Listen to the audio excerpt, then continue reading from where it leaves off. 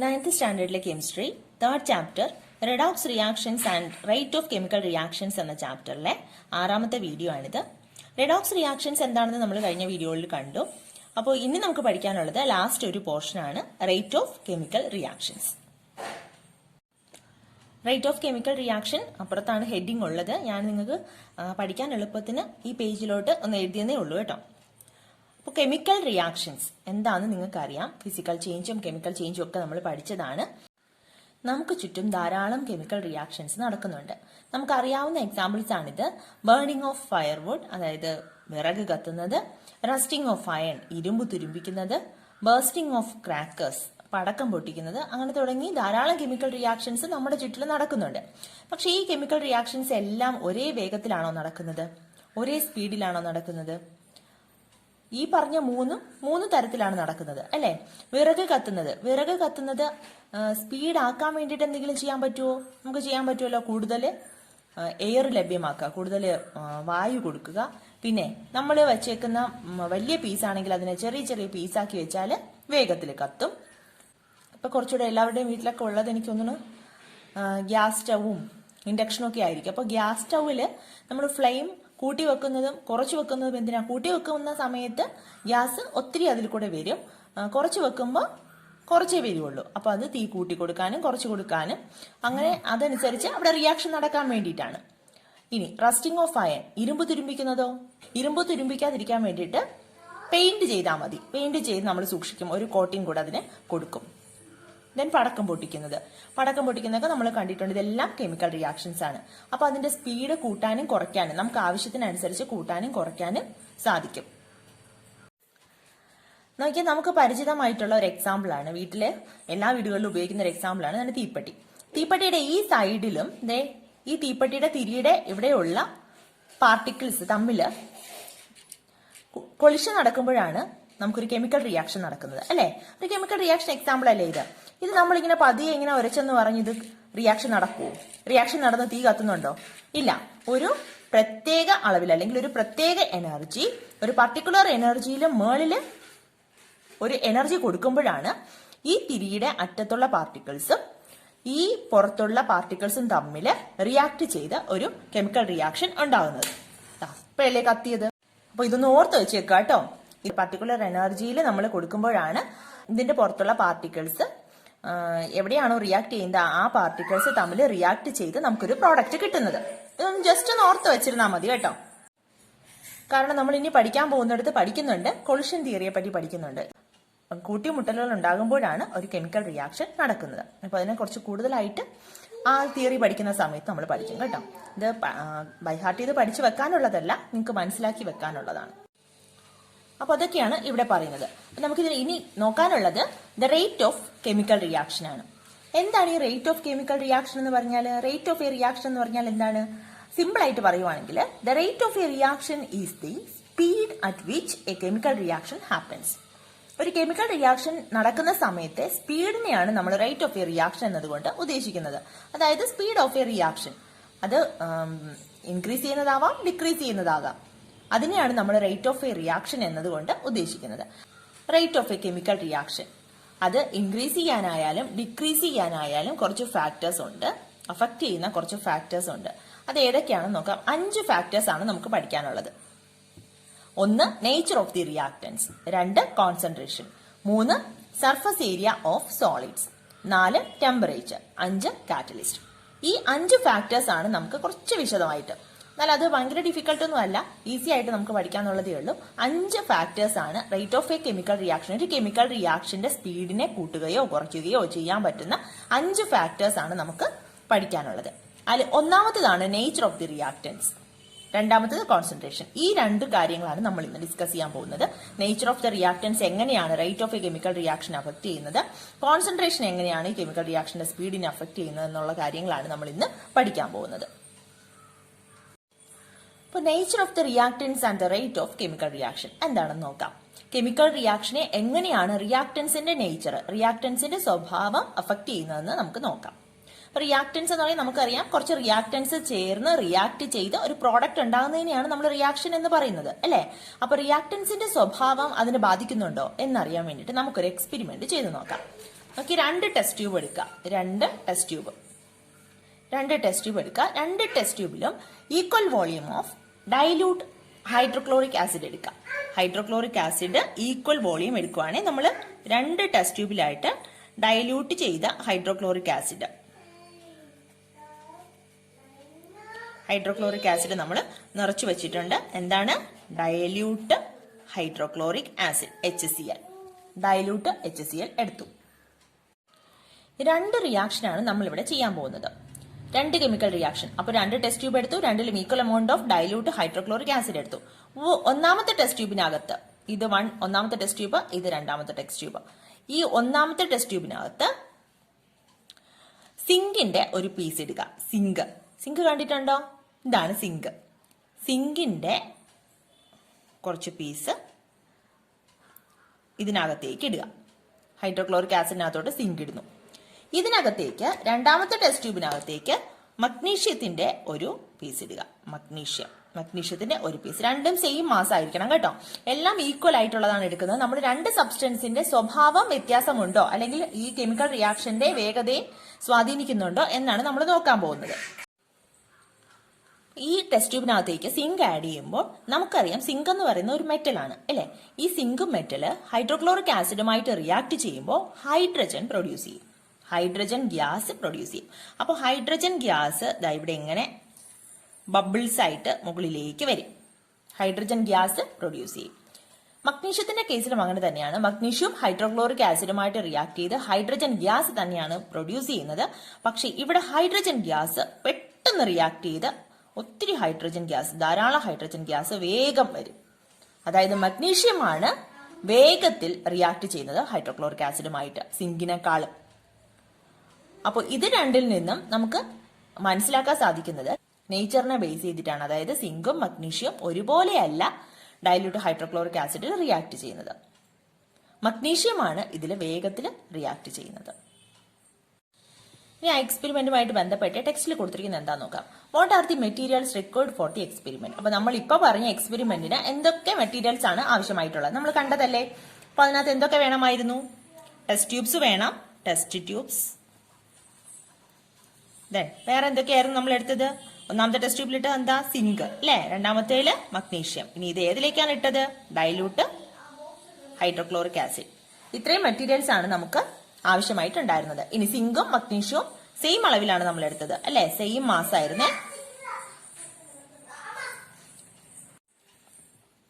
ഇവിടെ ചോദിച്ചിട്ടുണ്ട്, is it necessary to take zinc and magnesium in almost the same size. Same സൈസിൽ എടുക്കേണ്ട ആവശ്യമുണ്ടോ? സിങ്ക് മഗ്നീഷ്യം ഉണ്ട്. തീർച്ചയായിട്ടും സെയിം സൈസിൽ തന്നെ എടുക്കണം. ഏകദേശം സെയിം സൈസിൽ തന്നെ എടുക്കണം. കാരണം നമ്മൾ നേച്ചർ ഓഫ് ദ റിയാക്ടൻസ് ആണ് നോക്കുന്നത്. ഈ റിയാക്ടൻസിന്റെ നേച്ചർ, കെമിക്കൽ റിയാക്ഷനിൽ പങ്കെടുക്കുമ്പോൾ അതിന്റെ നേച്ചർ ആണ് നമ്മൾ നോക്കുന്നത്. അപ്പോൾ അത് സെയിം സൈസിൽ എടുത്താലേ അതിന് ഒരേ സ്വഭാവമാണോ ഡിഫറെന്റ് സ്വഭാവമാണോ എന്ന് മനസ്സിലാക്കാൻ നമുക്ക് സാധിക്കുള്ളൂ. Then note down the procedure of the experiment. നമ്മൾ ചെയ്ത എക്സ്പെരിമെന്റിന്റെ പ്രൊസീജിയർ എഴുതാലോ. എങ്ങനെ പറയാം? Take equal volume of dilute HCl in 2 test tubes. Then add zinc to 1 test tube and magnesium of same mass to the other test tube. Then എന്താ പുറത്തു വരുന്നത്? Hydrogen gas is produced in both the test tubes. Which gas is formed during the reaction? ഈ റിയാക്ഷനിൽ ഏത് gas ആയിരുന്നു form ചെയ്തത്? നമുക്കറിയാലോ, രണ്ട് test ട്യൂബിലും ഹൈഡ്രജൻ ഗ്യാസ് ആണ് ഫോം ചെയ്തത്. Try to write the chemical equation. Chemical equation നമുക്ക് എങ്ങനെ എഴുതാം? ഒന്നാമത്തെ എക്സ്പെരിമെന്റ് എന്ന് പറയുമ്പോൾ ഒന്നാമത്തെ ടെസ്റ്റ് ട്യൂബിൽ നമ്മൾ എന്താണ് ആഡ് ചെയ്തത്? സിങ്ക് ആഡ് ചെയ്തു അല്ലെ. ഇതാ നോക്കിയേ, ഒന്നാമത്തെ ടെസ്റ്റ് ട്യൂബിൽ ഡൈല്യൂട്ട് ഹൈഡ്രോക്ലോറിക് ആസിഡ് എടുത്തിട്ടുണ്ട്. ഡൈല്യൂട്ട് HCl സിങ്ക് ആഡ് ചെയ്തു. സിങ്ക് ആഡ് ചെയ്തപ്പോൾ എന്താ നമുക്ക് കിട്ടിയത്? Hydrogen gas. അപ്പൊ ഇതിന്റെ കെമിക്കൽ ഇക്വേഷൻ എഴുതാമല്ലോ. എങ്ങനെ എഴുതും? സിങ്കിന്റെ സിമ്പൽ എന്താ? ഇസഡ്. സിങ്ക് പ്ലസ് സിങ്ക് എന്തിലോട്ടാണ് ആഡ് ചെയ്തത്? HCl ഗീവ്സ് നമുക്ക് കിട്ടുന്ന പ്രോഡക്റ്റ് സിങ്ക് ക്ലോറൈഡും ഏത് ഗ്യാസ് ആണ്? Hydrogen gas. ഇതൊരു കെമിക്കൽ ഇക്വേഷൻ. നമ്മൾ പഠിച്ചു കെമിക്കൽ ഇക്വേഷൻ ബാലൻസ് ചെയ്യുന്ന കാര്യം പഠിച്ചല്ലോ. നമ്മൾ കഴിഞ്ഞ വീഡിയോയിൽ പഠിച്ചതായിരുന്നു. കെമിക്കൽ ഇക്വേഷൻ എങ്ങനെ ബാലൻസ് ചെയ്യും? റിയാക്ടൻസിന്റെ സൈഡിലെ ആറ്റംസും പ്രോഡക്ട്സിന്റെ സൈഡിലെ ആറ്റംസും ഈക്വൽ ആണെന്ന് നോക്കിയാൽ പോരെ. ഇവിടെ ഒരു സിങ്ക് ഉണ്ട്, ഇവിടെ ഒരു സിങ്ക് ഈക്വൽ ആണ്. ഹൈഡ്രജൻ 2 ഹൈഡ്രജൻ ഉണ്ട് പ്രോഡക്റ്റിന്റെ ഭാഗത്ത്, റിയാക്ടന്റിന്റെ ഭാഗത്ത് 1 ഹൈഡ്രജനേ ഉള്ളൂ. അപ്പൊ നമുക്ക് ഇവിടെ ഹൈഡ്രജൻ 2 കൊടുക്കാമല്ലോ. ഞാനന്ന് സ്റ്റെപ്പ് ബൈ സ്റ്റെപ്പ് ആയിട്ടാണ് പറഞ്ഞു തന്നത്. അപ്പൊ നമുക്ക് ഇങ്ങനെ ഒരു ഇക്വേഷൻ കിട്ടിയാൽ എളുപ്പത്തിൽ അത് ചെയ്ത് പഠിച്ചു കഴിഞ്ഞാൽ നമുക്ക് ഇങ്ങനെ കാണുമ്പോൾ തന്നെ എഴുതാൻ പറ്റും. അപ്പോൾ ഇവിടെ ഒരു ഹൈഡ്രജൻ, ഇവിടെ ഹൈഡ്രജന് 2 കൊടുക്കുക. അപ്പോൾ ഇവിടെ 2 ഹൈഡ്രജനായി 2 Cl, ഇവിടെയും 2 Cl ആയില്ലേ? ഇക്വേഷൻ ബാലൻസ്ഡ് ആയല്ലോ. ഓക്കെ. രണ്ടാമത്തെ ടെസ്റ്റ് ട്യൂബിൽ എന്ത് റിയാക്ഷൻ ആണ് നടന്നത്? ഈ സിങ്കിന് പകരം മഗ്നീഷ്യം ഇട്ടു അല്ലെ? നമ്മൾ മഗ്നീഷ്യം ആണ് ആഡ് ചെയ്തത്. മഗ്നീഷ്യം ആഡ് ചെയ്തു, ഹൈഡ്രജൻ ബബിൾസ് വന്നു, ഓർമ്മയുണ്ടല്ലോ.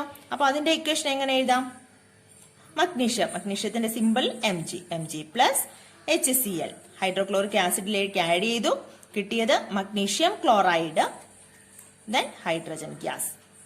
ഇതിന്റെ ഇക്വേഷൻ ബാലൻസ് ചെയ്യാൻ അതുപോലെ തന്നെയല്ലോ, മഗ്നീഷ്യം സെയിം ആണ്, 2 സൈഡിലും ഹൈഡ്രജൻ, 2 ഹൈഡ്രജൻ ഉണ്ട് പ്രോഡക്റ്റിന്റെ ഭാഗത്ത്, ഇവിടെ റിയാക്ടിന്റെ ഭാഗത്ത് 1 ഹൈഡ്രജൻ ഉള്ളു. അപ്പൊ 2 കൊടുക്കുക, 2 ഹൈഡ്രജനായി, ക്ലോറിൻ ഇവിടെയും 2 ആയി, ഇവിടെയും 2 ആയി. ഇക്വേഷൻ ബാലൻസ്ഡ് ആണ്. അപ്പോൾ ഇതാണ് കെമിക്കൽ ഇക്വേഷൻ, ഏത് എക്സ്പെരിമെന്റ് 1ലും എക്സ്പെരിമെന്റ് 2ലും ഉള്ള കെമിക്കൽ ഇക്വേഷൻ.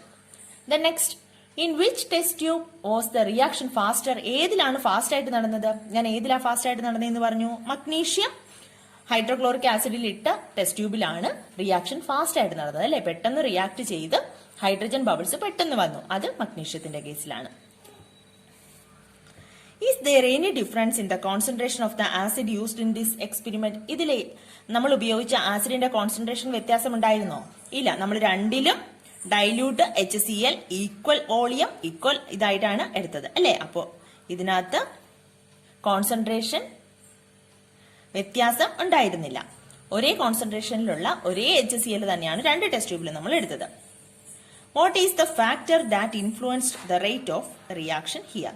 ഇവിടെ നമ്മുടെ റേറ്റ് ഓഫ് റിയാക്ഷനെ ഇൻഫ്ലുവൻസ് ചെയ്ത ഫാക്ടർ ഏതാണ്? നേച്ചർ ഓഫ് ദ റിയാക്ടൻസ് അല്ലെ? നേച്ചർ ആണ്. നമ്മൾ ആഡ് ചെയ്ത റിയാക്ടൻസിന്റെ, മഗ്നീഷ്യം ആയാലും സിങ്ക് ആയാലും റിയാക്ടൻസിന്റെ നേച്ചർ ആണ് ഇവിടെ അഫക്ട് ചെയ്ത ഫാക്ടർ. അപ്പൊ നേച്ചർ ഓഫ് റിയാക്ടൻസിന്റെ നേച്ചർ അനുസരിച്ചാണ്. കാരണം നമ്മൾ ടെസ്റ്റ് ട്യൂബിൽ എടുത്ത ഹൈഡ്രോക്ലോറിക് ആസിഡ് സെയിം ആണ്, അത് എടുത്ത റിയാക്ടൻസ് എടുത്ത മാസ് സെയിം ആണ്, പക്ഷെ റിയാക്ടൻസിന്റെ സ്വഭാവമാണ് ഇവിടെ വ്യത്യാസം ഉണ്ടായിരുന്നത്. അതുകൊണ്ട് അതാണ് കെമിക്കൽ റേറ്റ് ഓഫ് റിയാക്ഷനെ അഫക്ട് ചെയ്ത ഒരു ഫാക്ടർ. അപ്പോൾ the nature of reactants is one of the factors which influence the rate of a chemical reaction. അപ്പോൾ കെമിക്കൽ റിയാക്ഷനെ ഇൻഫ്ലുവൻസ് ചെയ്യുന്ന ഒന്നാമത്തെ ഫാക്ടർ ഏതാണ്? Nature of reactants. റിയാക്ടൻസിന്റെ നേച്ചർ നമ്മൾ സാധാരണ പറയുന്ന പോലെ തന്നെയാണ്, പലതിനും പല സ്വഭാവമല്ലേ.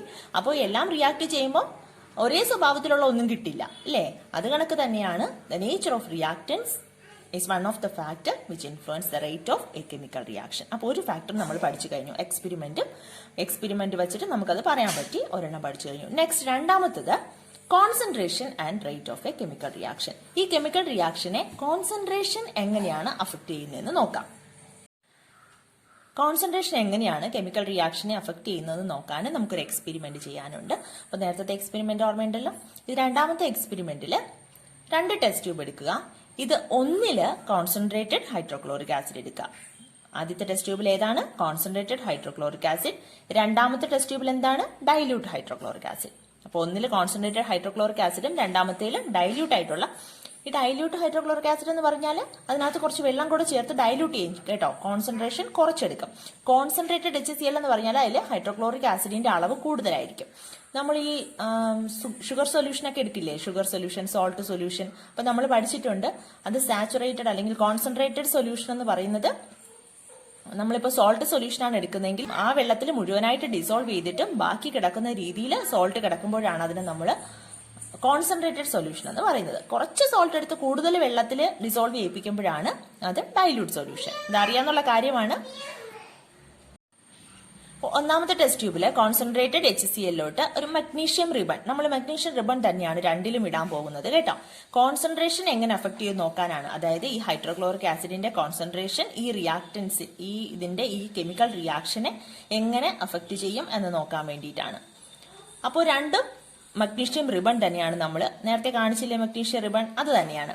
അതേ മഗ്നീഷ്യം റിബൺ ഇതിനകത്തേക്ക് ആഡ് ചെയ്യുക. അപ്പോൾ കോൺസെൻട്രേറ്റഡ് HCl എടുത്തിരിക്കുന്ന ടെസ്റ്റ് ട്യൂബിനകത്തേക്ക് മഗ്നീഷ്യം റിബൺ ഇടുമ്പോൾ പെട്ടെന്ന് റിയാക്ട് ചെയ്ത് കണ്ടോ, ഹൈഡ്രജൻ ബബിൾസ് കൂടുതലുണ്ട്, ധാരാളം ഹൈഡ്രജൻ ബബിൾസ് വരും.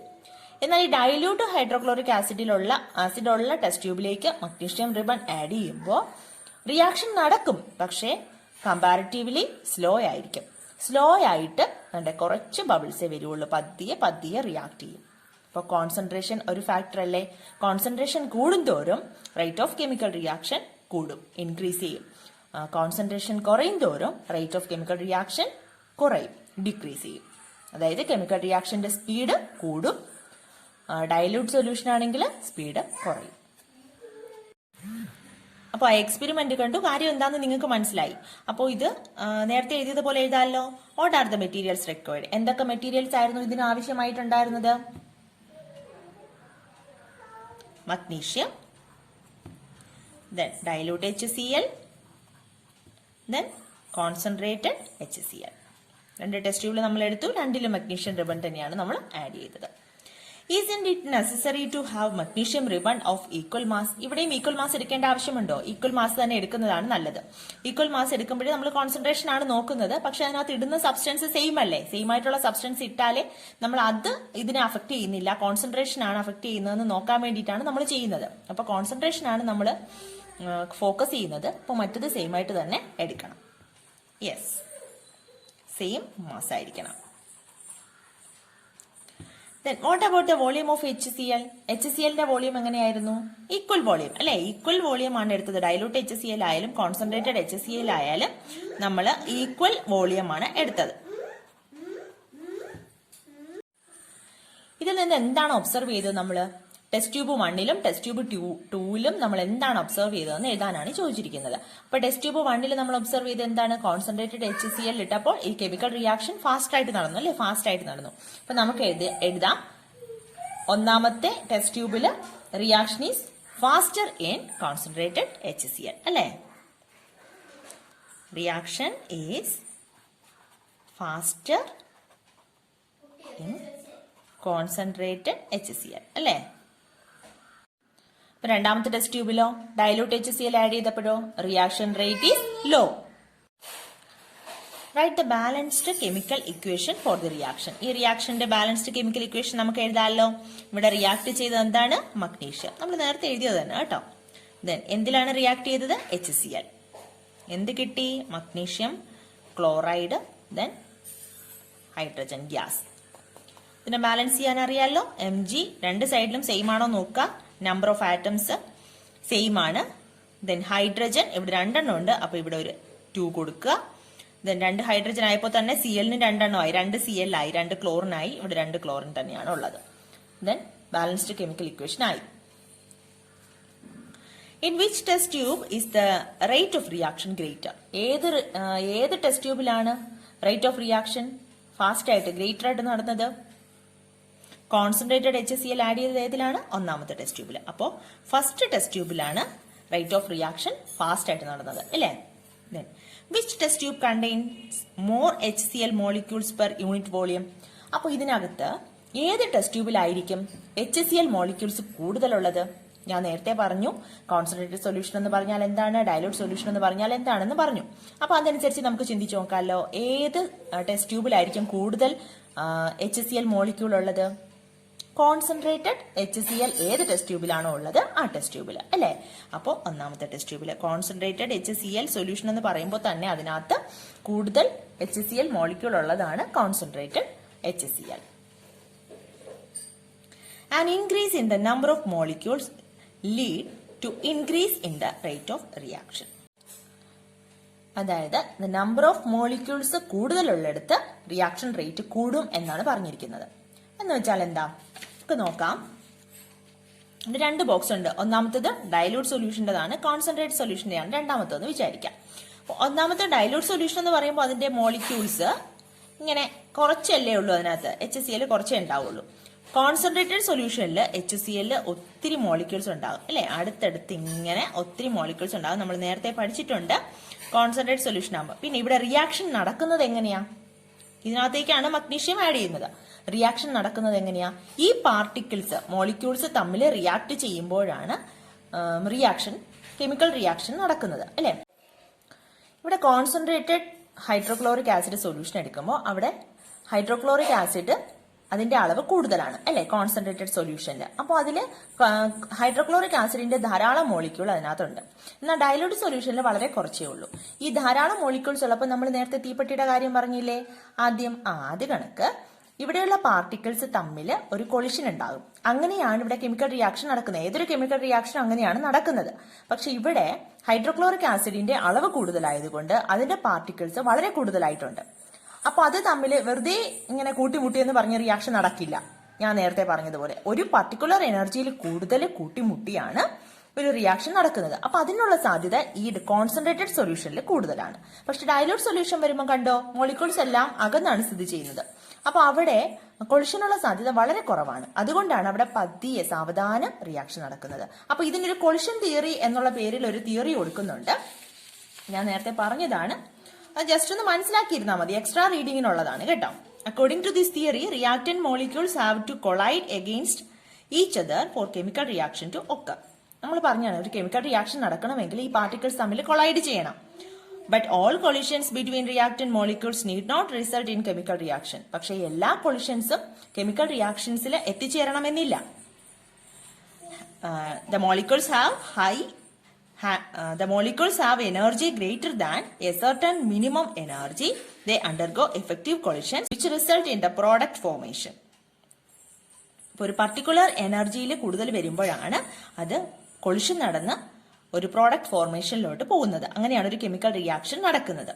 An increase in the number of molecules and an increase in their energy will result in an increase in the number of effective collisions within a specified time. എന്താണ്, കുറെ increase ഉണ്ട് അല്ലേ. Number of molecules increase ചെയ്യുന്തോറും അതിന്റെ energy increase ചെയ്യുന്തോറും, നമ്മൾ number of molecules കൂടുമ്പോൾ അത് collide ചെയ്യുന്നതിന്റെ സാധ്യത കൂടും. അപ്പോൾ വളരെ എനർജി അവിടെ ഉണ്ടാവും, കൂടുതൽ എനർജി ഉണ്ടാവും. That results in effective collisions. Effective collisions ഉണ്ടാവും, അങ്ങനെ കെമിക്കൽ റിയാക്ഷൻസ് ഉണ്ടാകും.